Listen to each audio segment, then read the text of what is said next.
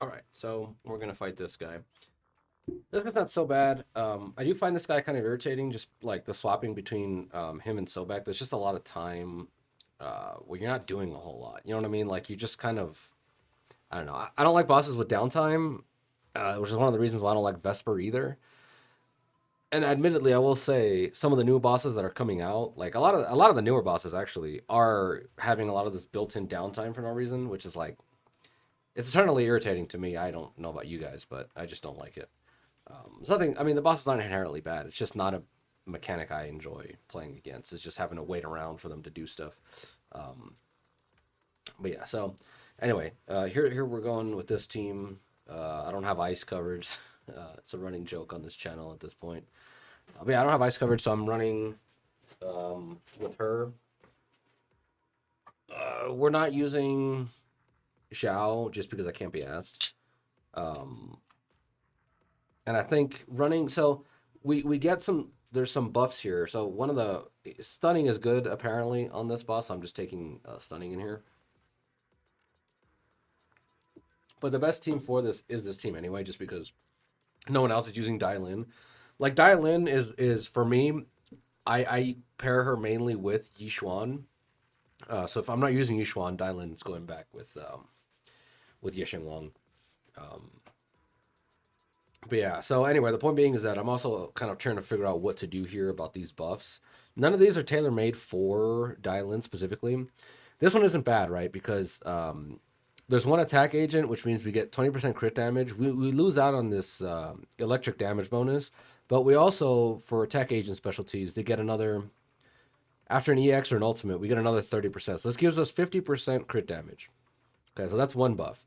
Or I can use this one making her EX special and her dodge counters 30% more damage, which I think when you're in her ult form and Yushin Wang's ult form, when you press triangle as a part of her combos, I'm not sure if those count as basic attacks or EX specials. I hope they count as EX specials.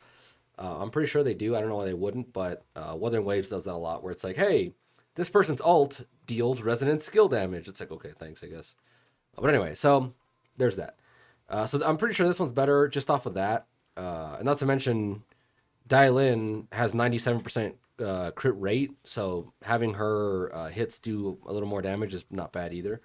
Um, but an agent that is not whatever, so when it's not stunned, we get 10% more days, which okay. When we hit a stunned agent, so there are going to be stun windows when we're fighting this guy. Obviously, Yeshing Wong doesn't care about the stun window because the stun damage multiplier is active for the whole fight anyway. But when they're stunned, we're going to be doing a little bit more crit damage and 25% more crit stun damage multiplier for the whole team. Of course, for if Yeshing Wang's in her ult state, her what's it called? Stun damage multiplier is capped at whatever at 210. So I think ultimately this is the one I'm going with, which is the one I have set up. But I was just looking at this one and going, well, 50% crit damage buff for like the whole fight isn't too bad. But again, I don't know. It's just it's hard to really see which one's the best here. So let's get in here. Here's the builds. I always feel at ease with you at my I side. am overcapping on crit rate a little bit, but this is the set I'm running her on. Again, as always, I'm still pushing the pen ratio agenda, despite the fact that a lot of the newer bosses have low defense. Um, it doesn't really matter to me. It's a non-saturated stat I can invest into. So that's kind of why I like it. This could be a lot better if they had attack. If one of those two bottom ones was attack roll, this would be a perfect piece. It'd be fantastic. These are too bad. This used to be a pen ratio, but this has more stats. So I get I get 4. So this is a what? +6 here. This one is 3, 4, 5 is a +5. So we're off by 1. But honestly, I do feel like I should probably just put this one on. That doesn't matter all that much. And then here's this one. So yeah, that's that. And then Dialyn, obviously 97. Do I have her weapon? Yes, I do. Hellfire gears. And then finally, her Sunna. Okay, so. Wait. Let me grab my field mic before And we then we go. have the little bang boo over there.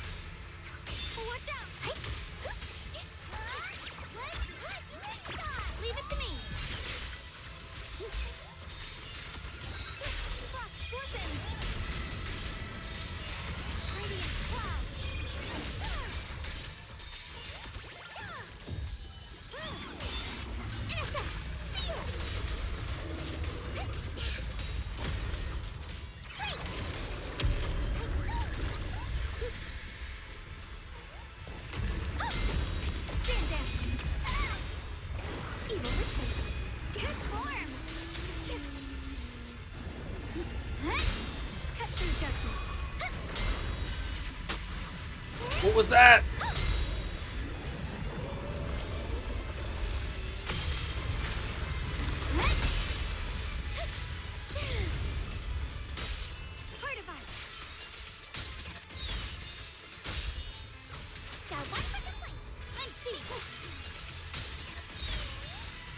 Frozen spirit. 285 crit damage multiplier. Or not crit damage, stun damage multiplier. We can't use any of it because we're doing this. The Qingming's might. Rends the heavens.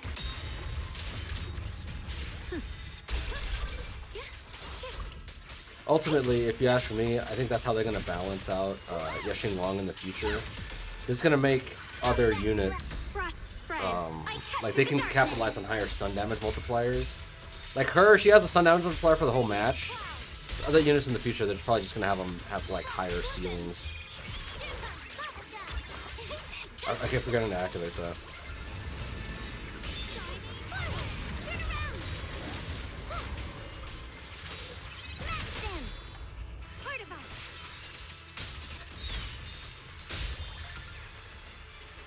Messing up. It doesn't really matter.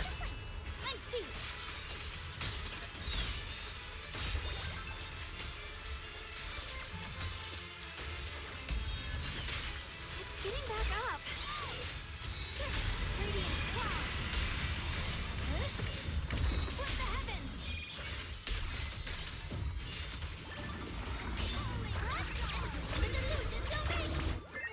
What is ultimate? Why not?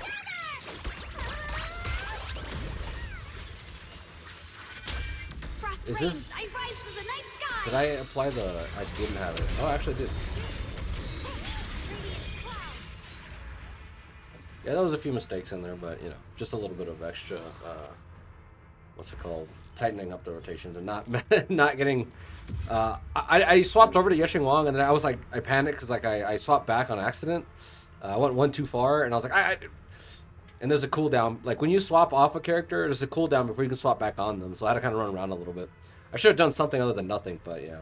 One of the things that's challenging when you're using Dialyn with Ye Shunguang and Sunna is you have so many, you get so many ult phases that you really have to just kind of spam them out as fast as possible. I'm not used to having so many ult phases, so I use the longer combo that's it's like square, it's like basic attack, base attack, and then yeah, so she goes up in the air. So all you do are basic attacks until she slams down. Then she teleports behind and does a hit, and then you EX special to hit them and you go back in the air and do that combo. That combo takes longer. It's the highest damage you get per cycle, but it's easier to just get out damage well, it's not easier, but it's like you kind of want to get your damage out faster and end that ult cycle a little quicker. So the best combo is when she goes in the air, when she starts off, you press triangle, and you press triangle again. No, you press triangle, then you press square. So you do EX special into basic attack, because then basic attack teleports behind them. And you EX special again to go up in the air, and then you EX special, so it's EX basic, EX basic, and you just keep doing that until you run out of resource, and then you either hold EX special or press the ult button, and you do the ult and you get out of that, and then you get another ult phase going as soon as possible. So that's probably the combo you want to focus on more. No, but like I said, I just kind of do the same combo every time as the just basic, and then you fall down. So yeah, let's do this. Mainly, I mean, it wasn't only for this, but it was to go do this.